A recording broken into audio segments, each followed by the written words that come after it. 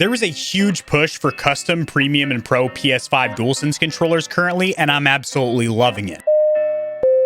This is your controller captain. We've reached 6,900 feet. Go ahead and start flicking the sticks and mollywopping the back paddles. You don't like back paddles? How about those rear buttons? We've tested almost 100 custom and premium controllers, and we're only at the beginning. You need a thumbstick guide or a tutorial on how to overclock your controller? Check out the controller playlist. Bing bong. Controller captain out. Over the next few months, we are getting a slew of heavy hitters entering the arena, and guess what? They're not pulling any punches. PC peripheral powerhouse Razer, jumping out of the gate with hyperspeed wireless, ditching the Bluetooth connectivity that we've seen on the PS4 and 5 for something tremendously faster and more consistent. Not to mention you're going to have those mecha tactile face buttons and an additional 6 buttons, 4 on the back, 2 on the top, trigger stops of course. That doesn't do anything for you? That's fine. What about PDP's company Victrix? Now if you can swallow the $180 price tag, which by the way, this is the cheapest controller we're talking about here today, you're entering a realm of pro controllers that we really haven't seen yet. Modular controllers, these swappable blocks. We've seen this with the Astro C40, some of the Thrustmaster Johns, I'll grab those real quick, and the Thrustmaster models. These are getting reviewed on the channel in the near future. You've been hearing it for quite some time, but it will eventually come to fruition. If I continue to say the words, eventually I will make the reviews. But usually it's just to swap out thumbstick modules that get stick drift. This is actually changing out the layout of your face buttons for fighting games. Not to mention this is a wireless PS5 controller, a first from Victrix. Also, it looks like the rear button design has been revised to not be as silly McJanky as the Victrix Gambit for Xbox, which I reviewed. Then we have Sony breaking the mold here, introducing their first ever pro controller, first party pro controller that is, directly from their company. Well, that's big for the history of the pro controller market, but do the actual features of this controller stack up?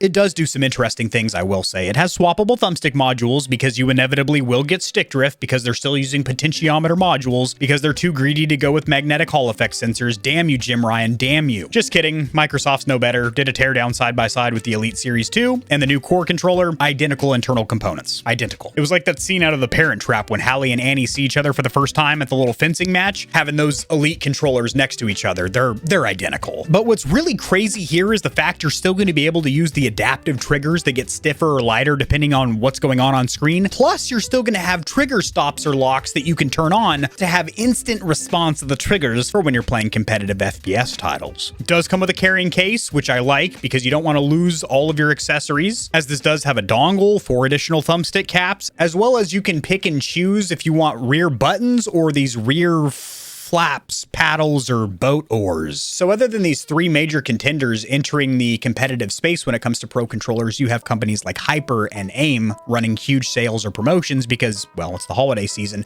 meaning you can get a pro or premium controller for cheaper than you can virtually year round.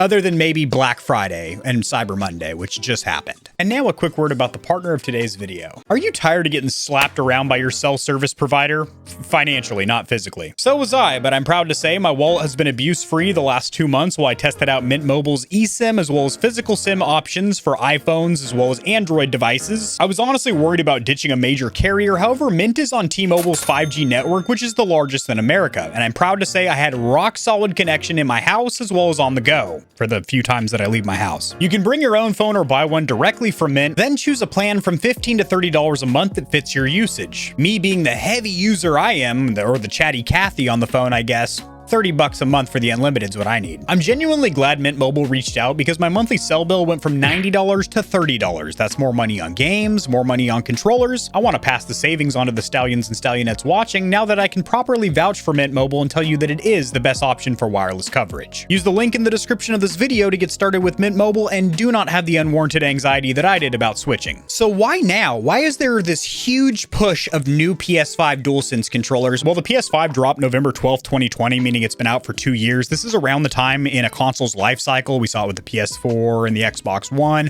where all these third-party pro controller companies such as Scuf, AIM, Battle Beaver, Hex, Megamods, just to name a few I've tested on the channel, get on board with the new layout, the new dimensions of the controller. This time it is a completely new ballgame because the DualSense is a huge change from the DualShock 4 controller. There's 3 features that make that controller different than any other controller that I've seen. The adaptive triggers, which have little electric motors to to adjust the tension depending on what's happening in-game. It is for sure immersive and is definitely utilized in first-party Sony interactive entertainment games, like Returnal, Gran Turismo, and Ratchet & Clank Rift Apart. Then you've got the haptic feedback, which is a night and day difference from traditional vibration force motors or rumble force motors, which are just super sloppy. Haptic feedback is definitely a more accurate, immersive type of vibration. Then you have an internal built-in microphone, so if your headset dies, you're still calmed up with your buddies, or you can use the microphone of your controller to browse things like Netflix and YouTube with your voice. Really convenient. But now you've got these controller manufacturers finally realizing the full potential of the DualSense controller, and most importantly, understanding its internals, its PCB, its printed circuit board, how to solder on their rear buttons or paddle packs onto that board.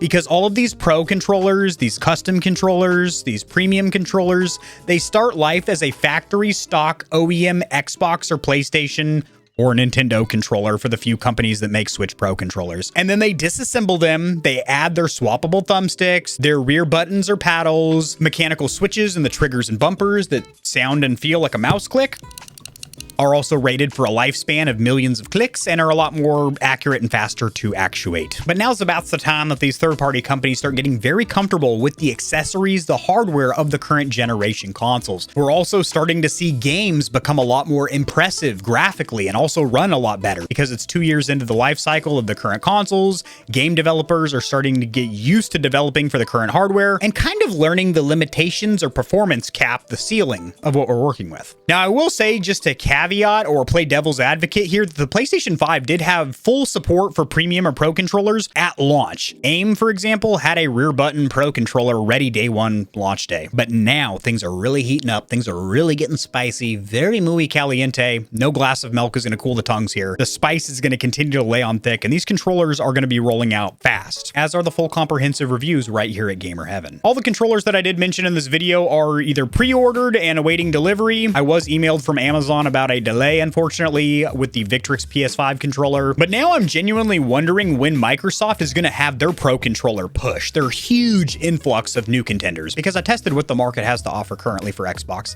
and it's stimulating. There's some great options there for sure. You know, I've got my top 5. Unfortunately, a good chunk of those Pro controllers are wired for Xbox, which is pretty stinky in my opinion. I mean, I bring my clothespin when I'm playing wired, and the reason for that is because Microsoft is using Xbox Wireless. I'm going to do another short video in the near future about what the hell that is. It is their proprietary wireless technology. It's their own dedicated frequency. It's not 2.4, it's not 5 gigahertz, it's not Bluetooth. It's like a specific RF frequency called Xbox Wireless that you can get through an adapter for PC. It's built into the Xbox One and Series consoles. I've done extensive research on it. It's kind of boring, kind of dry, but I'm going to make it a wet video as usual. That's why we get so many wired Pro controllers on Xbox, but they just can't unhinge or untether the damn cord. You can dig around a little bit if you want my full unlocked thoughts on wired versus wireless gaming peripheral technology and whatnot. I am very excited to test out the Pro controllers that are dropping over the next few months because there are several of them and they all look very promising. They all do some pretty unique stuff. Like I mentioned, the hyperspeed wireless, the swappable thumbstick modules on the Sony controller, plus being able to use adaptive triggers and trigger locks. I don't really know how that's going to work out. It's going to have to literally disable the motors for the adaptive triggers so they're not trying to do things while you're squeezing the trigger, or it's just going to